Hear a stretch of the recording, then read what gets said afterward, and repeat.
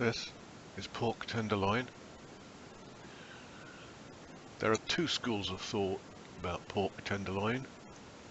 One is that you cut it in half, and the other is that you cook it whole, and I'm going to cook it whole. First of all, it needs to be put in some salty water in the fridge for 1 to 4 hours. Some people leave it overnight, but I think that just makes the surface of the pork tenderloin just a bit too hard. What you want to do is brine it well, but the length of time, about 1 to 2 hours maybe. In we go. That's going to go in the bottom of the fridge.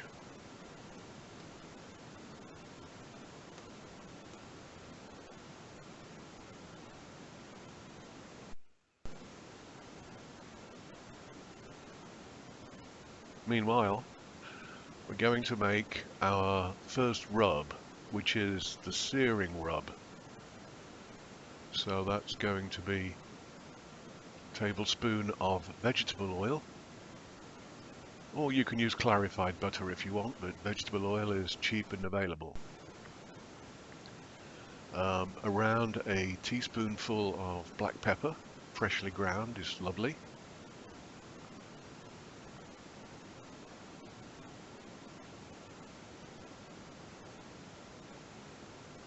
And a teaspoon of thyme or thyme.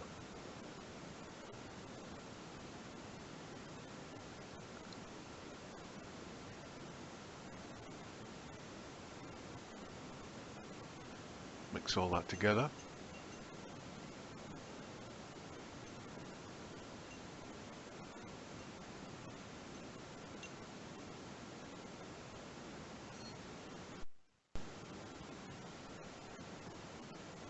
Let's go get our pork tenderloin back. I've got some parchment paper on the surface. Always wash your hands and keep everything very clean when you're cooking pork. I'm just drying it off now. And it's got to be really dry. Otherwise it will spit back at you a lot when you sear it. So we're going to make sure this is really well dried.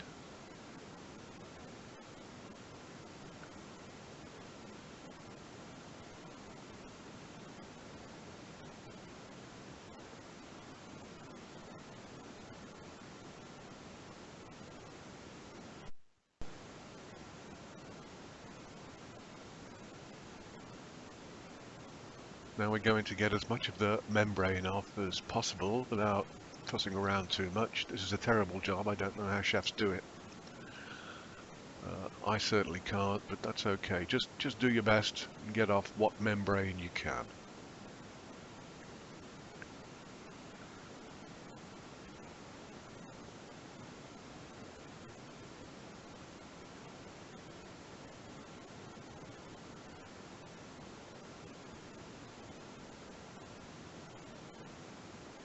Yeah, try and slip the knife underneath it, that's the way. Don't go crazy when you cut it and get stuck into the meat like that. Don't do that.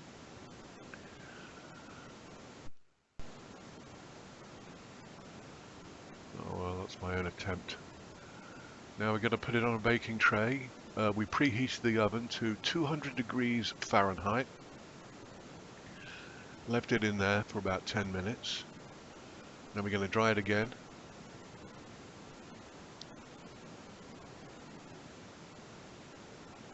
We will be using this baking tray later as well.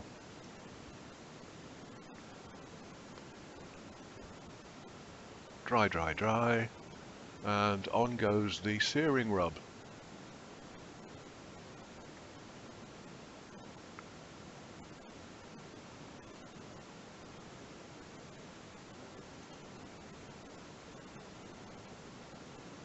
Want to coat it all over if possible, including the ends.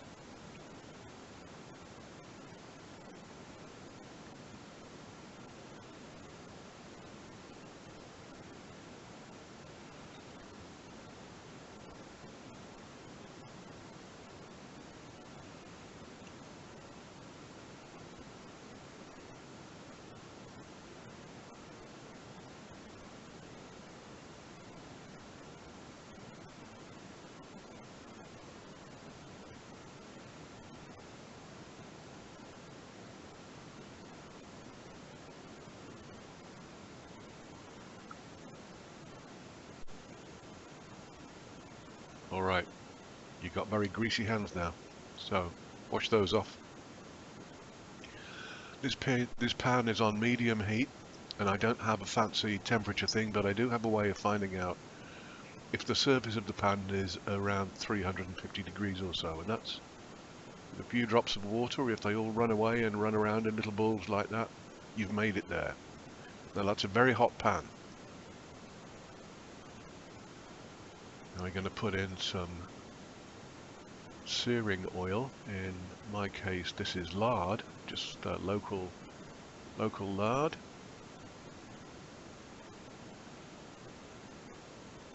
I didn't even figure out how much, just enough to coat the bottom of the pan.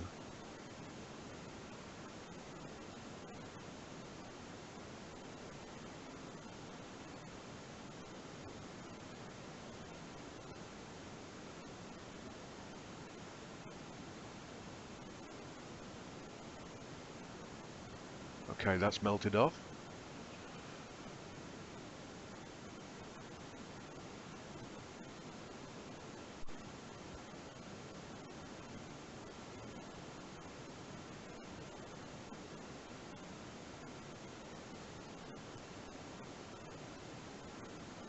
In we go, and there's a huge sizzle, and you are going to need a lid.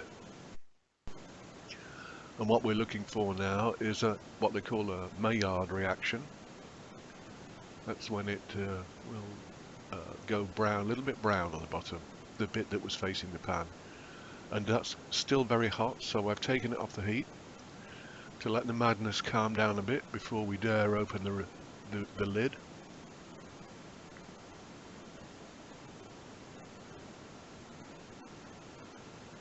Yeah, let's calm down a bit.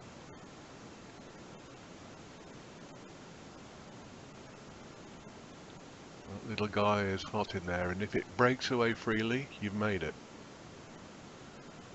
If it's still sticking to the bottom of the pan, you need to give it more time. I'm doing this at about 2 minutes per surface, and not touching it or moving it around while it's in the pan at all. Alright, while we're doing that, we can make our second rub. This is the baking rub. A teaspoonful of brown sugar. Get off the spoon, you silly thing.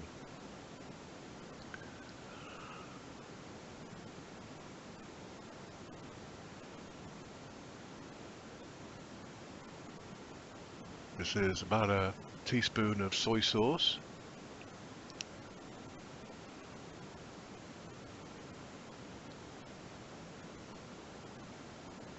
And about a teaspoon of mustard.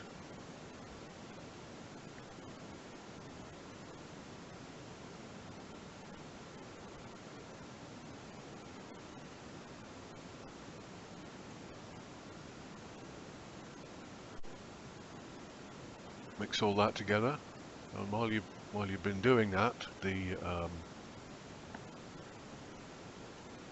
pork tenderloin has been resting on the baking tray from its searing activities.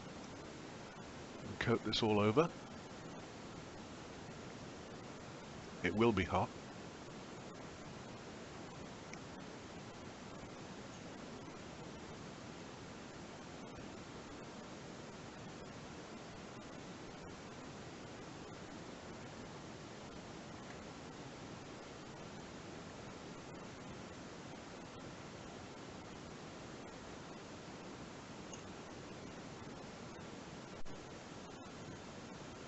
While you're doing this, you can raise the temperature of the oven to 400 degrees Fahrenheit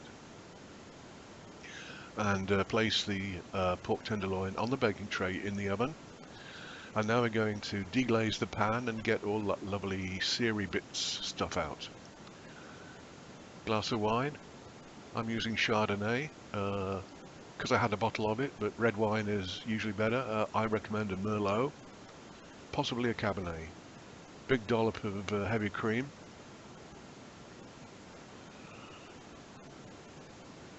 And some more splishy splash with the mustard. And we're going to heat the pan up and let that deglaze itself.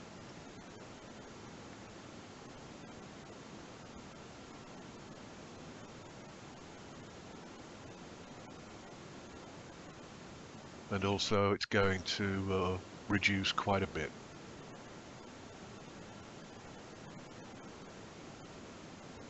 There you go, it's reducing away nicely.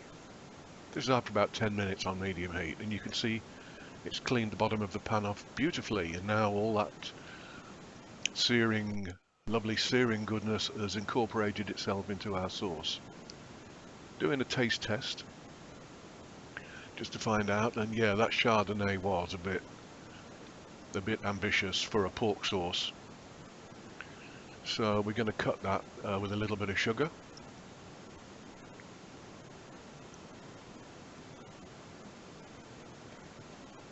See it just boiling away there, gently simmering.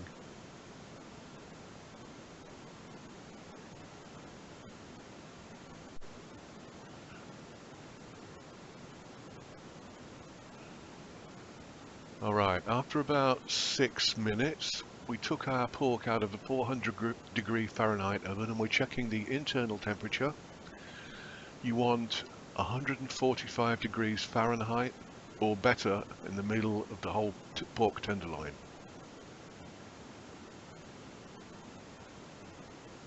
And we're dead on after 6 minutes at 400 on a black baking sheet.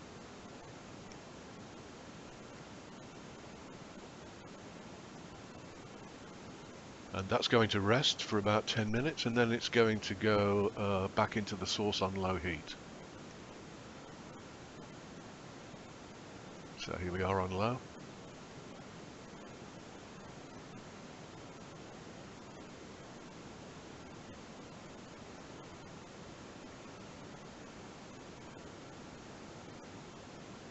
And that's going to rest in the pan, and while the rest of the sauce reduces.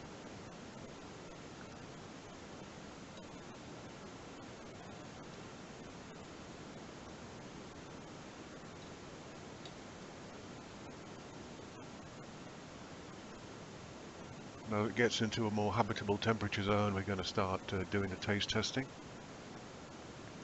On the sauce, obviously.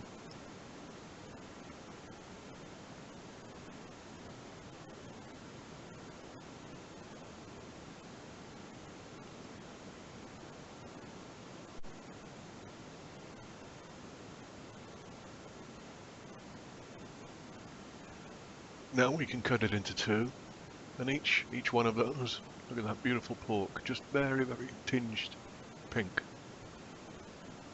Lovely pieces of pork tenderloin there, very, very juicy.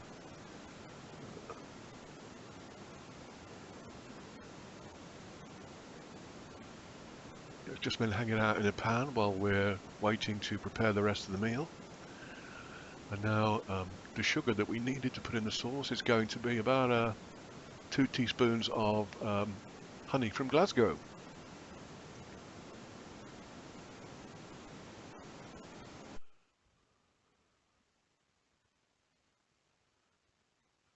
And there we have it, a lovely pork meal, home roast potatoes, peas and carrots.